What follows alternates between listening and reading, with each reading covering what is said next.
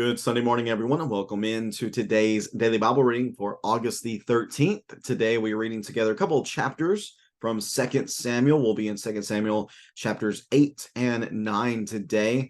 A couple of short chapters, but they show what we might call the well-rounded character of David, where we see him as serving as king now. He has a great deal of military success. But we're also going to see that he has a great deal of character success. He shows himself to be very successful whenever it comes to defeating his enemies and taking control of land that he needs. But we also see his tender side, you might say, his compassionate side in showing kindness to a descendant of Jonathan. So let me get the text of 2 Samuel chapter 8 up on the screen. And we'll read together here again, chapters 8 and 9 today. David's victories and David's kindness. 2 Samuel chapter 8, verse number 1. After this, David defeated the Philistines, subdued them, and took Metheg Ammah from Philistine control. He also defeated the Moabites, and after making them lie down on the ground, he measured them off with a cord. He measured every 2 cord lengths of those to be put to death, and 1 full length of those to be kept alive. So the Moabites became David's subjects and brought a tribute.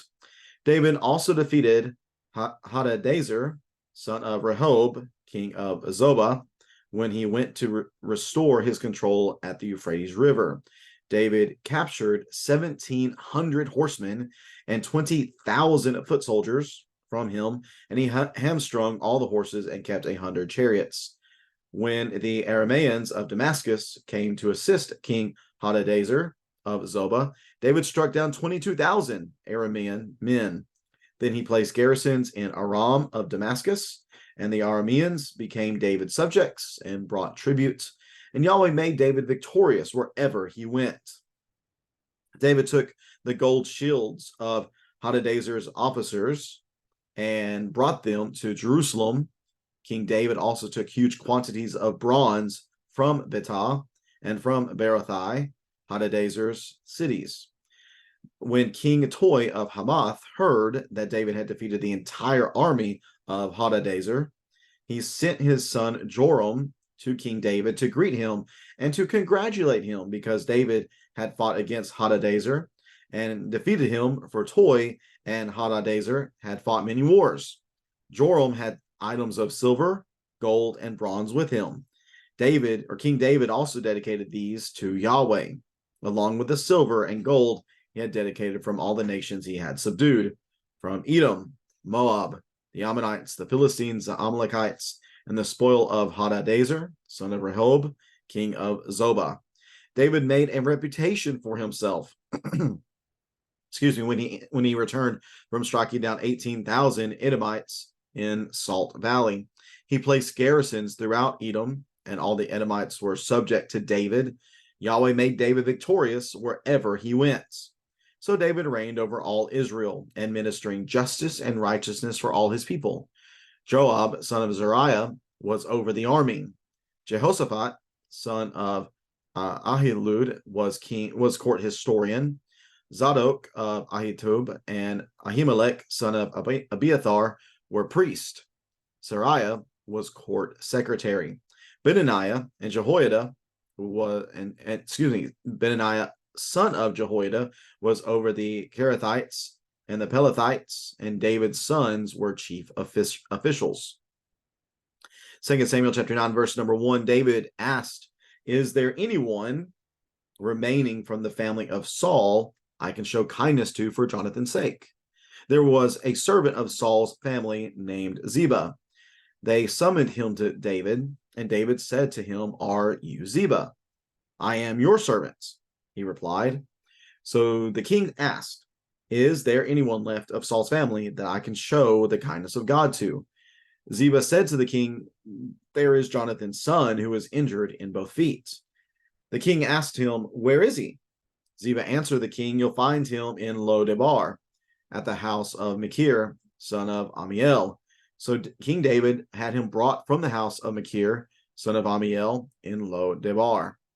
Mephibosheth, son of Jonathan, son of Saul, came to David, fell face down, and paid homage. And David said, Mephibosheth, I am your servant.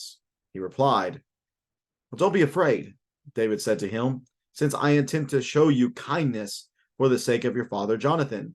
I will restore you, I will restore to you all your grandfather Saul's fields, and you will always eat meals at my table. Mephibosheth paid homage and said, what is your servant that you take an interest in a dead dog like me? Then the king summoned Saul's attendant Ziba and said to him, I have given to your master's grandson all that belonged to Saul and his family. You, your sons, and your servants are to work the ground for him, and you are to bring in the crops so your master's grandson will have food to eat. But Mephibosheth, your master's grandson, is always to eat at my table.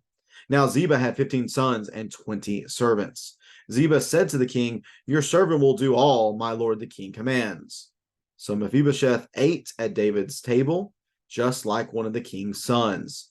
Mephibosheth had a young son, whose name was Micah. All those living in Ziba's house were Mephibosheth's servants. However, Mephibosheth lived in Jerusalem because he always ate at the king's table. His feet had been injured. And that is 2 Samuel chapters 8 and 9.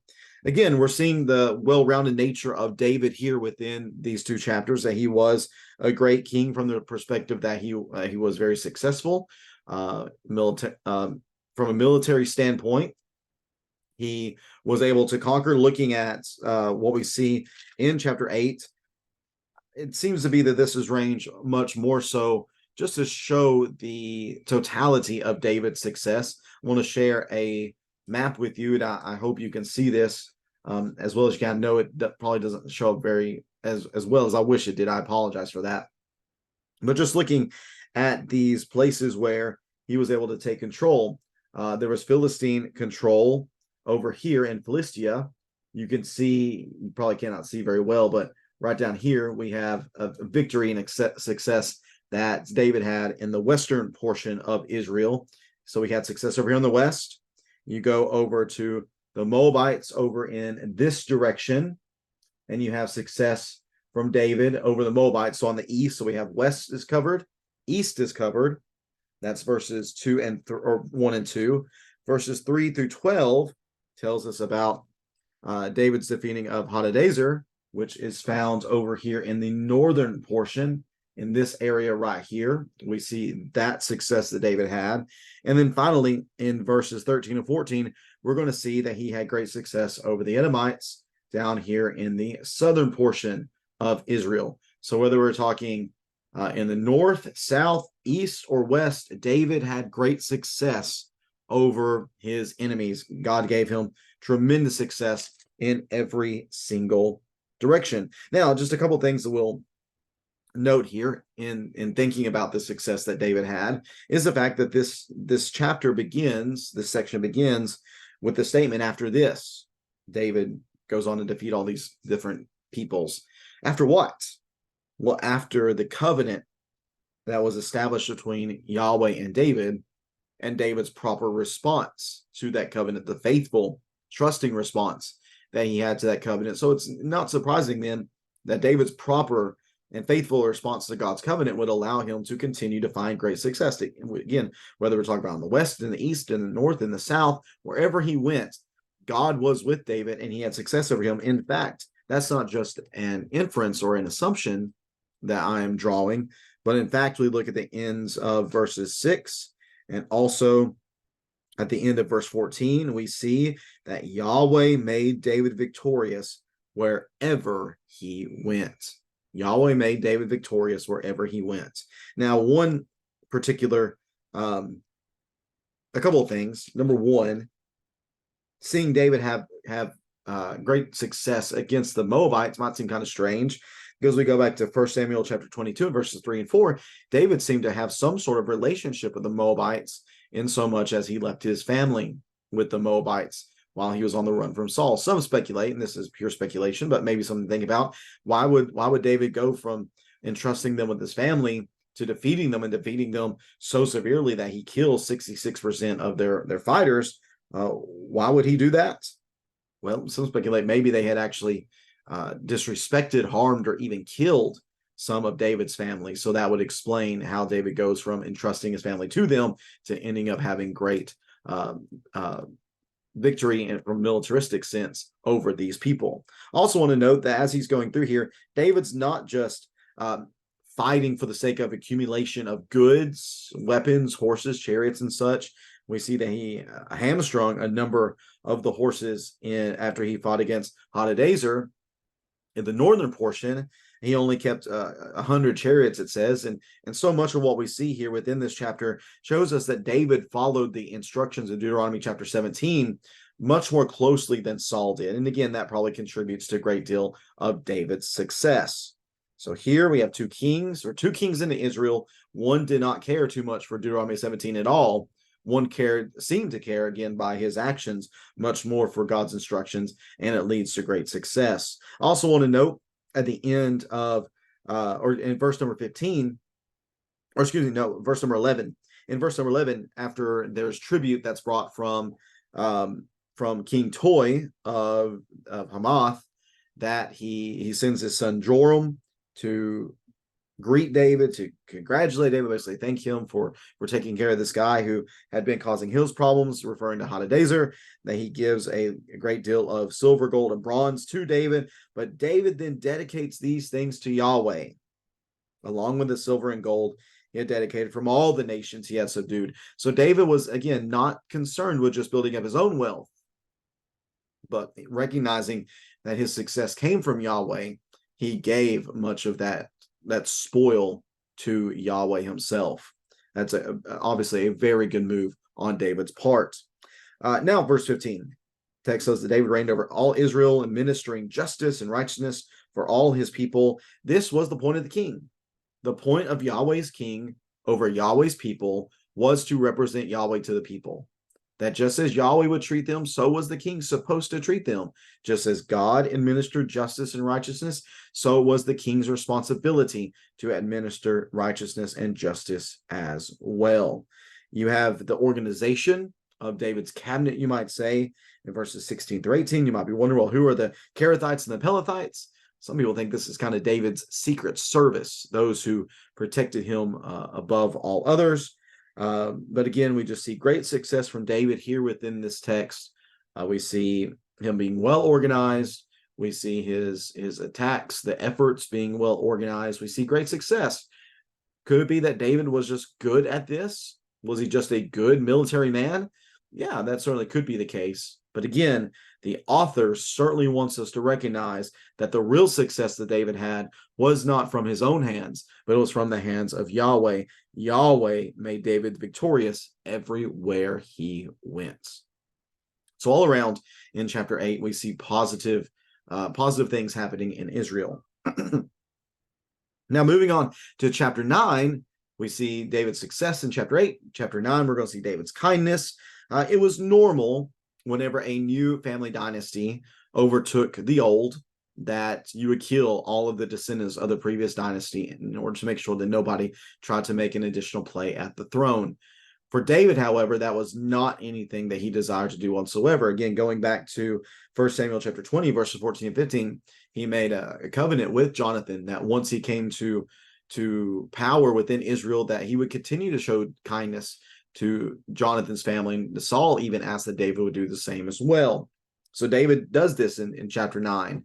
This is the account of him asking whether or not there was anyone left in Saul's family so that he could show kindness to him for the sake of his good friend Jonathan, someone that he loved so much. And we have this individual who was a servant of Saul's family named Ziba.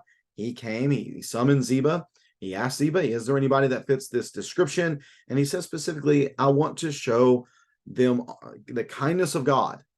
So it's not that he's seeking to eliminate any particular or any potential adversaries, but he's truly wanting to show kindness to someone that he loved on behalf of his friend Jonathan. And Ziba mentions this individual that we've actually already heard a little bit about. We've read a little bit about Mephibosheth all the way back in chapter 4 in verse number 4, that as they were trying to get away, he was dropped. He was hurt in both feet. Of course, back then, if you have broken ankles or dislocated ankles, you don't exactly have the type of care that we have today, where it can be reset and x-rayed and all that kind of stuff. So this poor man is lame at this point.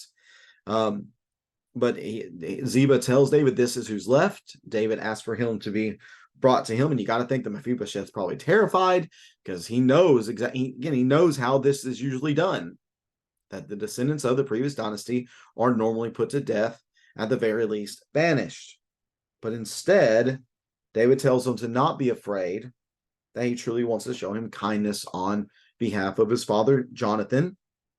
And I'm going to give you what belongs to you from Saul's fields, and you're going to be taken care of, so much so that I want you to always know that you are welcome to eat at my table.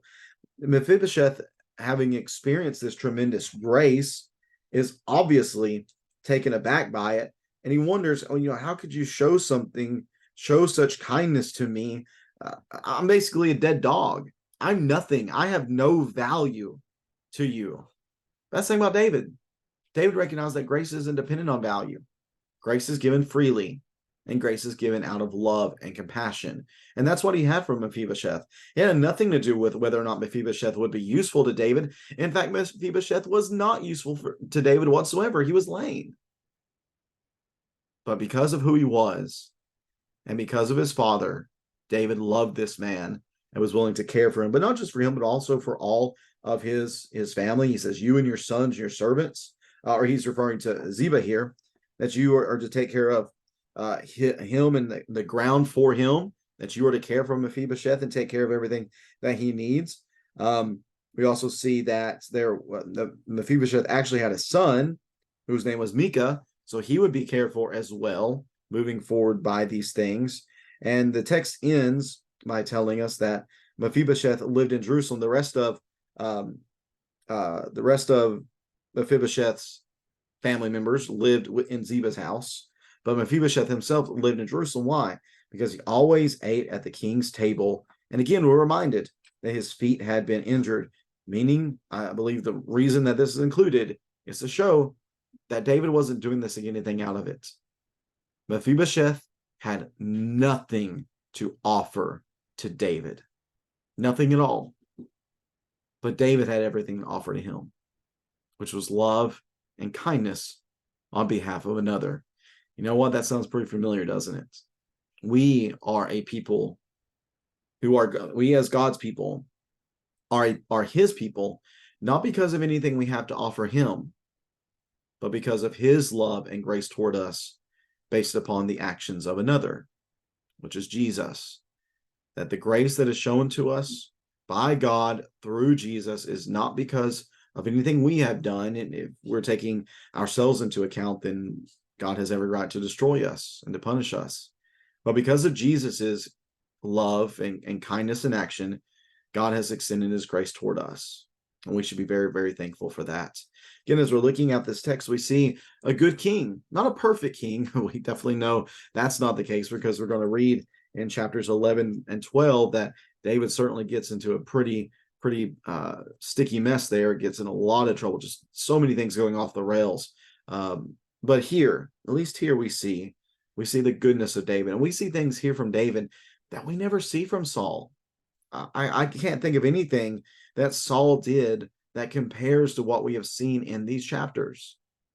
But it just shows the superiority of God's king, the one that he desired to put on the throne, not the one that the people wanted, but the one that God wanted on the throne. And we see the blessings of the people showing up in that. So tomorrow we're going to read chapter 10 by itself. And then on Tuesday, we're going to read chapters 11 and 12 about the saga between David and Bathsheba. And in fact, today in our assembly that we'll be having here in just a little bit, I want to focus on this text. I know that I preached on this text last year, and we looked at it from the standpoint of overcoming grievous sin. But we're going to approach this text from a different perspective this time. And we're going to look at it from the perspective of control. And ask the question, who is in control? And we're going to draw out the reality that whenever we think we are in control, And whenever we try to manipulate things and do things to our benefit, that things end up happening. But whenever we recognize that it is God who deserves to be control in our lives, well, then things will find themselves in a much better place. So we're going to talk about that here in just a little bit, the story of David and Bathsheba, and ask the question, who is in control? And learn that always God is in control, and we will be much better off whenever we recognize that and then submit to it. So I invite you to join us. Hope that you'll join us for that study here at 11 a.m. And then we'll have our Bible classes before that at 10 a.m. Hope everybody has a great rest of your Sunday. May God bless you in all that you do. And can't forget, today's my mom's birthday. So happy birthday to Mimi. Hope that you're having a great day. And again, looking forward to having a great day with everyone in our church family here in just a little bit. Take care and God bless.